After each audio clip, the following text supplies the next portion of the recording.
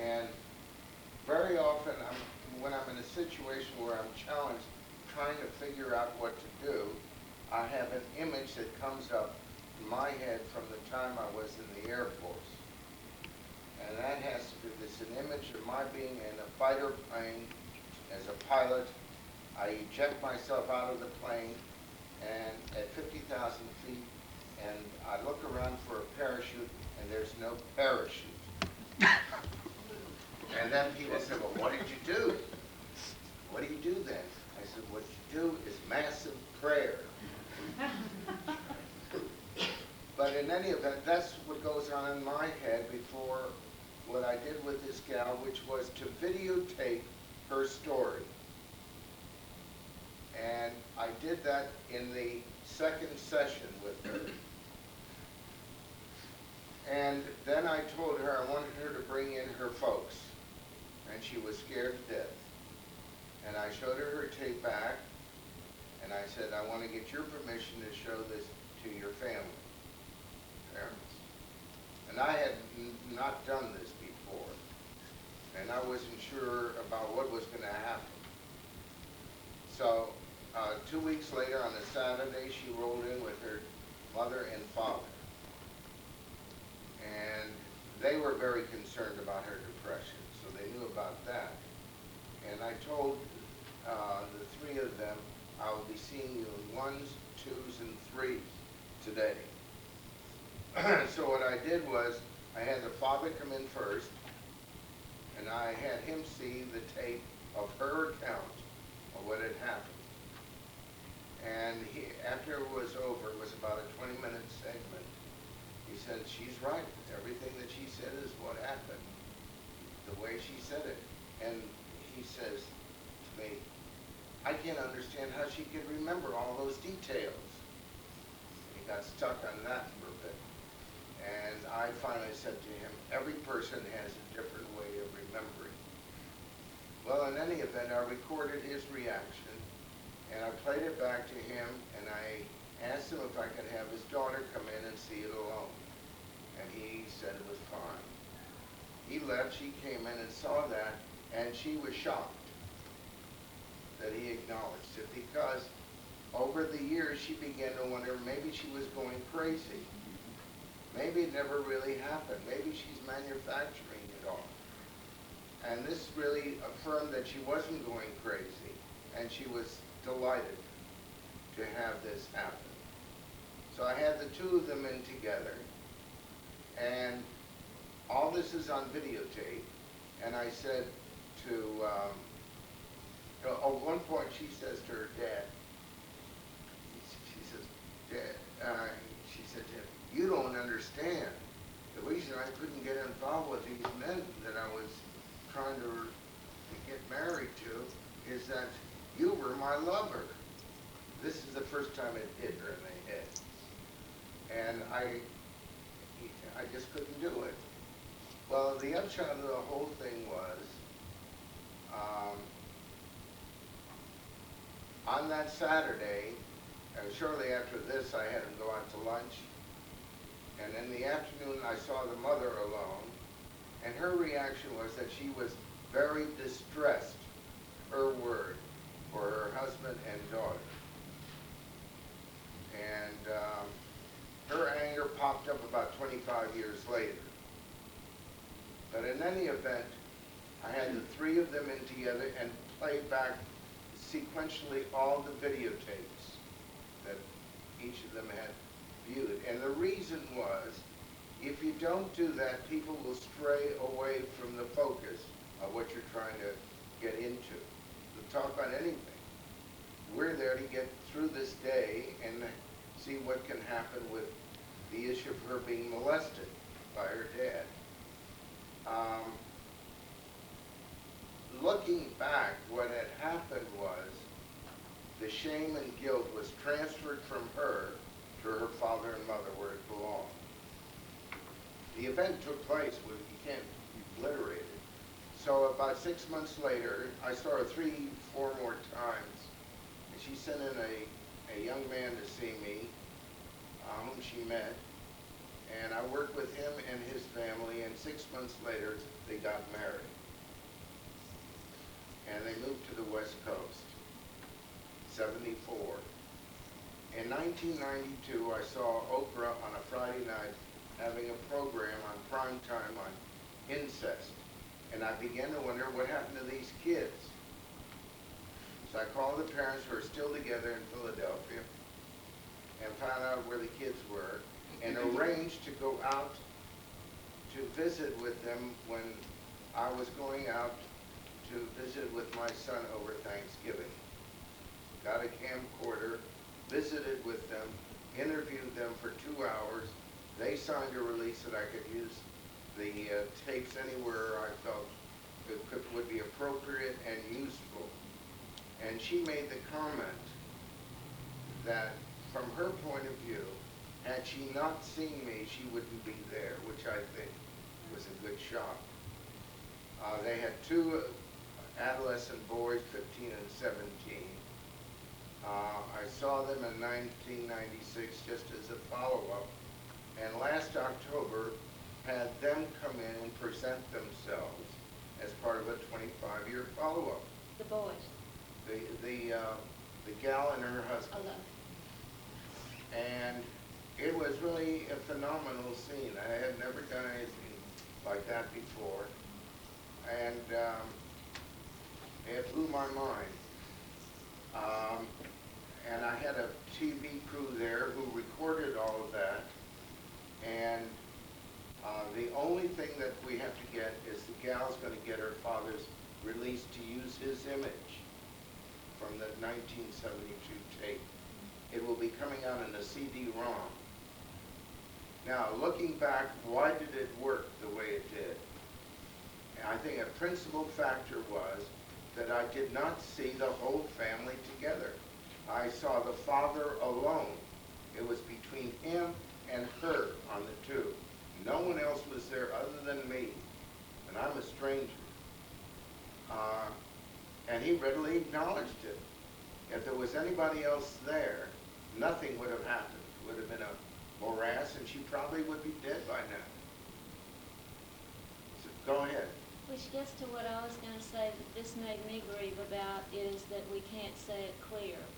And why we can't say it clear is our defenses are against accusatory others. Well, And they weren't there with you. I mean, that other element wasn't there. There was no reason for the defense. right. So it that's all true. got said clear Right. that day. So there was nothing, once you can say it clear, there's nothing left that's I mean, the problem is gone. That's right. It's been evacuated out of your body. Except in this case, it was more than saying it's clear, it was having a confirmation from her father. That's Well, right. the whole Saying thing, that just though, to you was without made the confirmation from That's her father right. would not have. But from his lips, But the whole thing was made clear, is what It I'm was saying, made to clear, both yeah. parties. because if you have them in together, they're watching one another like hawks. Right. And and that's not a climate for sharing anything, and that's other my than more grief. Did the woman who you videoed, did she know that you were going to show that video to her father? Oh, yes. After I videoed it and I was trying to figure out. But not during? No, I'm not gonna Okay. tell her that. I don't know what I'm gonna do, I think. I mean, it's really, It's a massive in crowd. some ways, it's a creative venture, what to do. And it's at times very hard to figure out what to do. She could have been stuck if she just said no. Then I would have had to deal with it. I was prepared to have her see somebody else. I didn't know what to do. She didn't want to do it, that's okay. You said her, the guilt or whatever, was trying to Shame. put back Shame is back big. to the parents. And how do you know what did they do with that, or how did they get? They have, Did they get once help? they know about it, they own it. Did they, and did Oh, they? sure. I had them come in 5 times every month, once a month, for 5 months to review their relationship, and they were able to deal with it in some fashion. I don't see that it serves anybody to break up a family. Yes. The first time you did use the word guilt, and I have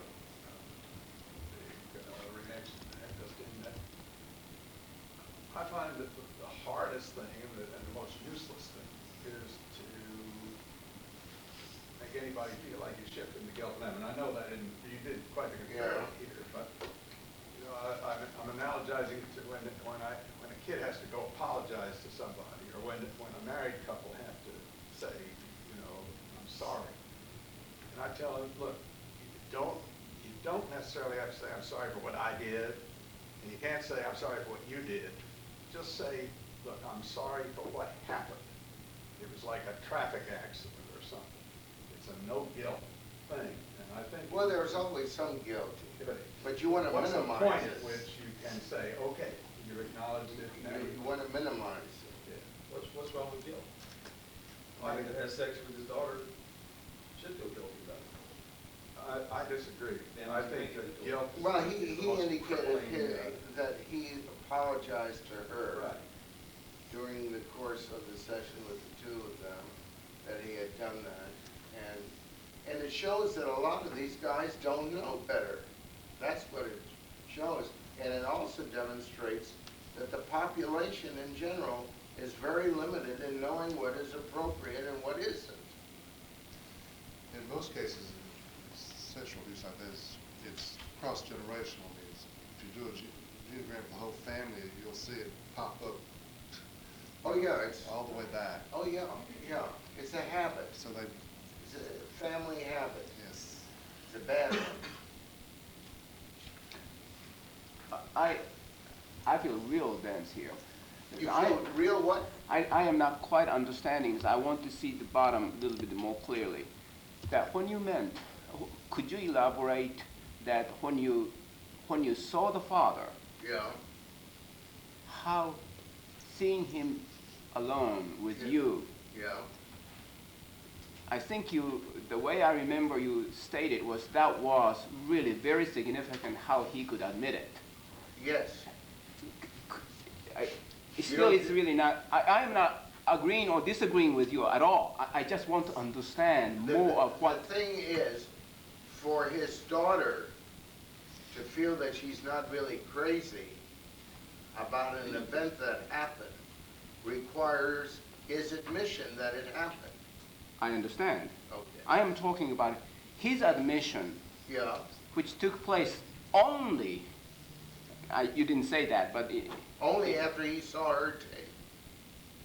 and saw you alone without anybody else. I was Okay. there monitoring his, observing that Right. tape. Right. Now, there's something you don't get. No, I am not getting, okay, if she had been there, Yeah.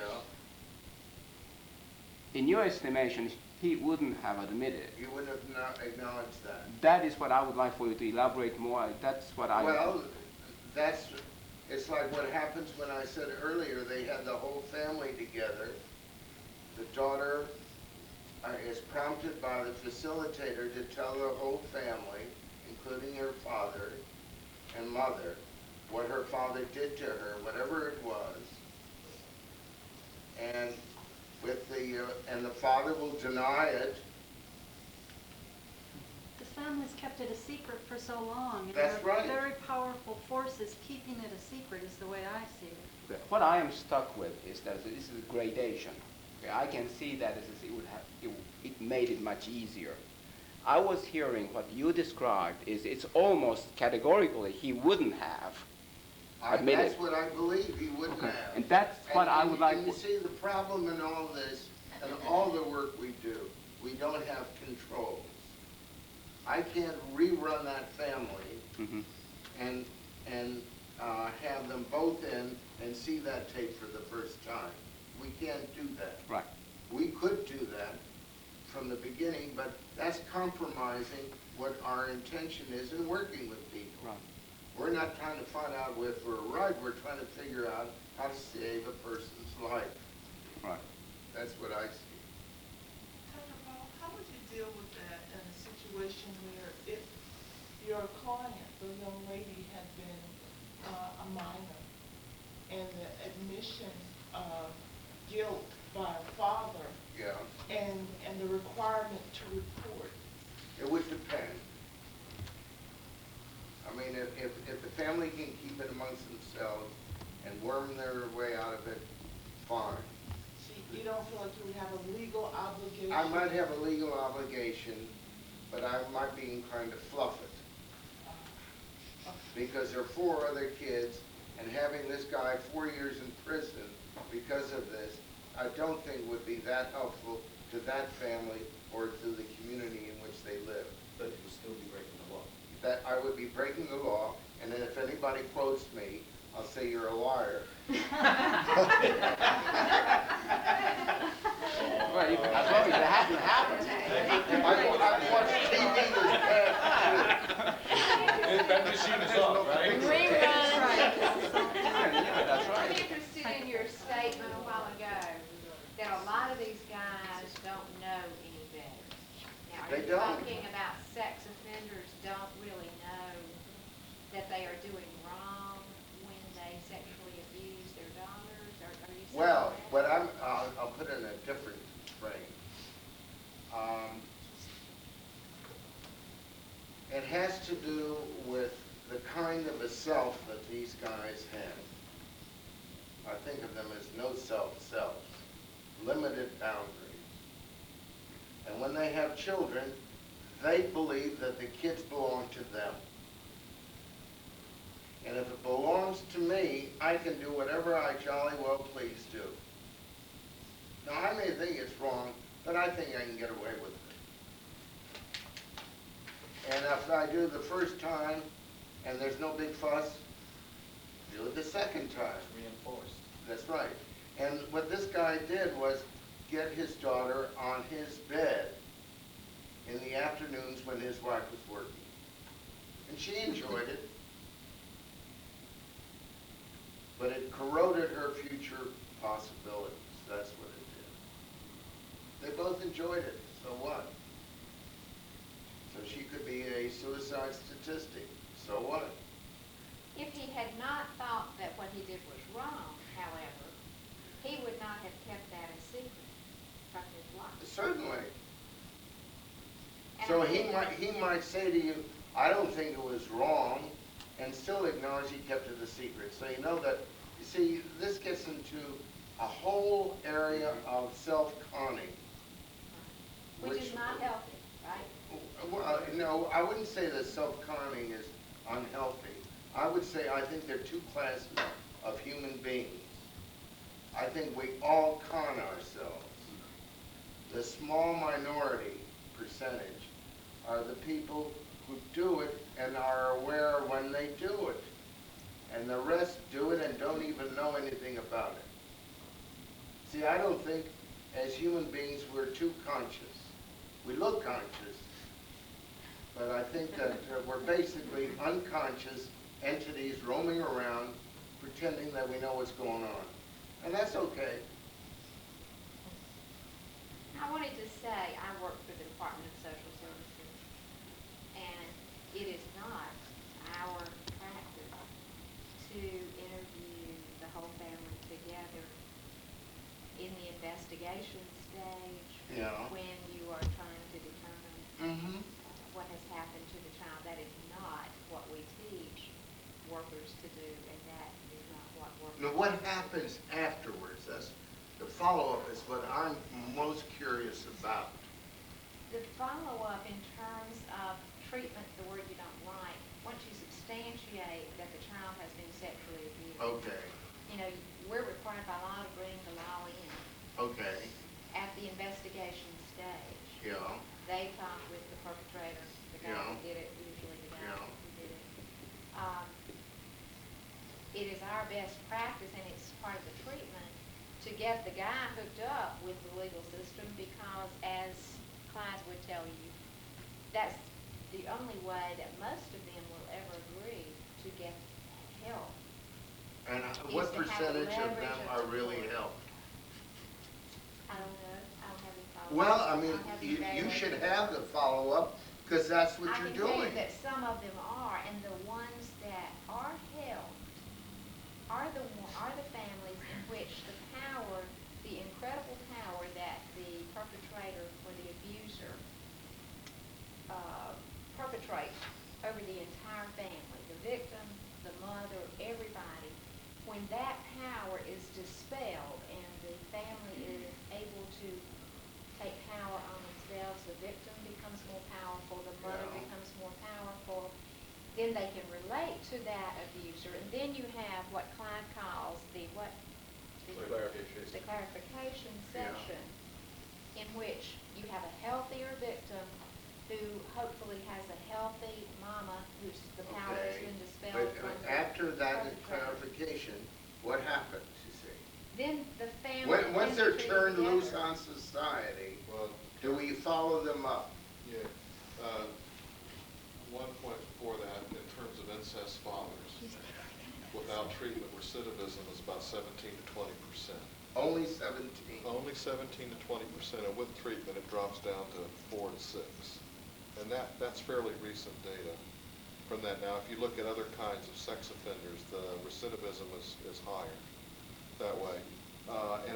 But then to go on to your question, in the best possible of all worlds, the clarification session starts a process where the therapist of the perpetrator, the therapist of the victim, and the rest of the family have a variety of meetings in different settings, some by themselves, some all together. And they get involved with forgiveness?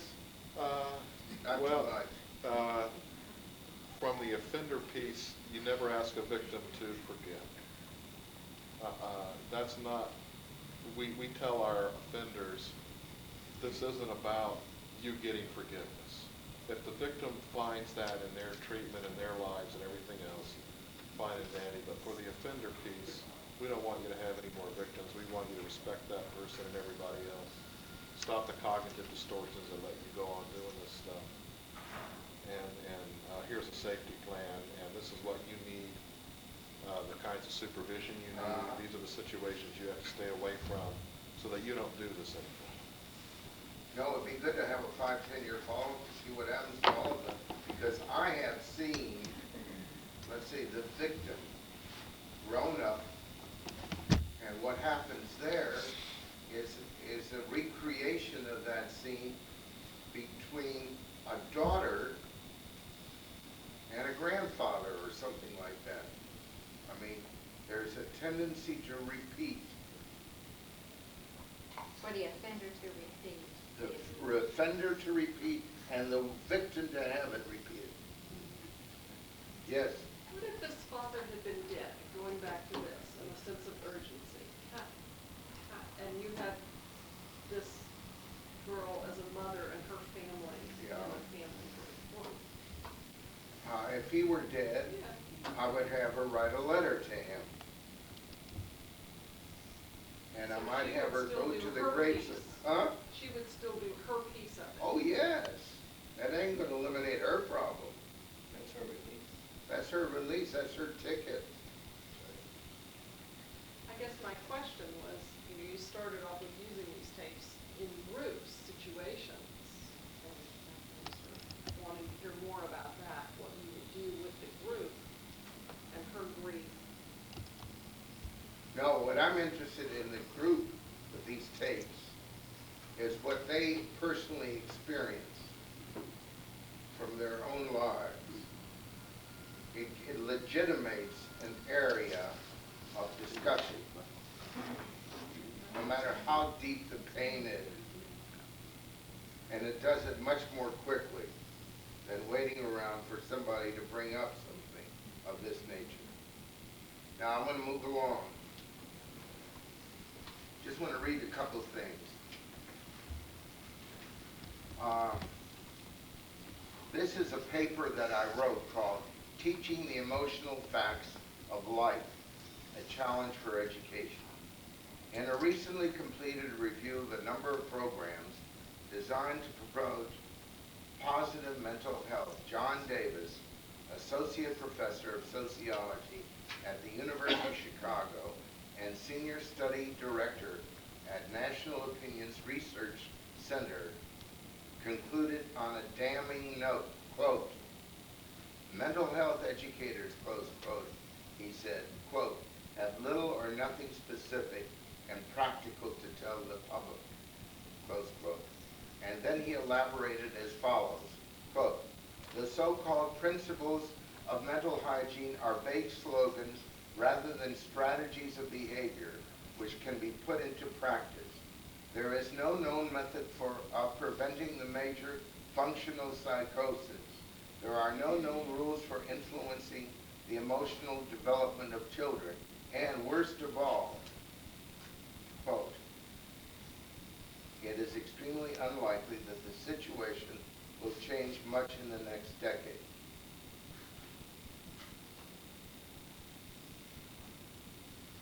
For those of us engaged in psychotherapy, Dr. Davis's prediction of a decade without progress is a bleak prospect and one that demands response.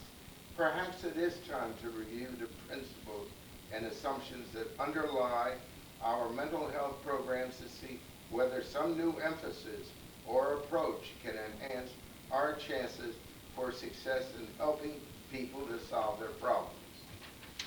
A good place to begin is with the words mental health, words that conjure up such associations as mental illness, patient treatment, etc. These associations may be unnecessary, even harmful. They suggest that there's a sharp line between mental health and mental illness and bring about the segregation of two major populations, the promoters of mental health and the recipients of mental health programs from the general public. It is not surprising that the public becomes fearful of the strange and separate persons on the other side of this gulf, a gulf artificially created by words. Actually, most of the people who are seen by therapists have one dominant problem. They are ignorant of the emotional facts of life. The therapist is not then really a dispenser of cures, but an educator. The fact that an individual does not know that feelings of sadness and anxiety are normal and natural, and that he needn't conceal these feelings from himself and from intimates, does not warrant his being labeled, quote, a patient who needs, quote, treatment. The antidote for ignorance is learning. Those procedures called family therapy and individual therapy are really a new and different dimension of education. Each person likes to think he understands and controls his own functioning, and that the face he thinks he shows to the world is what other people see. This is a kind of universal delusion. It is rarely ever true that one accurately and exactly conveys the impression he thinks he conveys.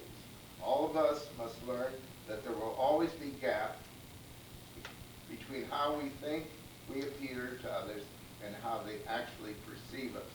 This gap is inevitable and normal. To suppose that it doesn't exist is a kind of lie. We can never close the gap completely. What we can do is to learn to take into account the view of others, of us that others receive, to become better acquainted with ourselves, and try to understand how we provoke others and allow ourselves to be provoked. All of this is an educational process.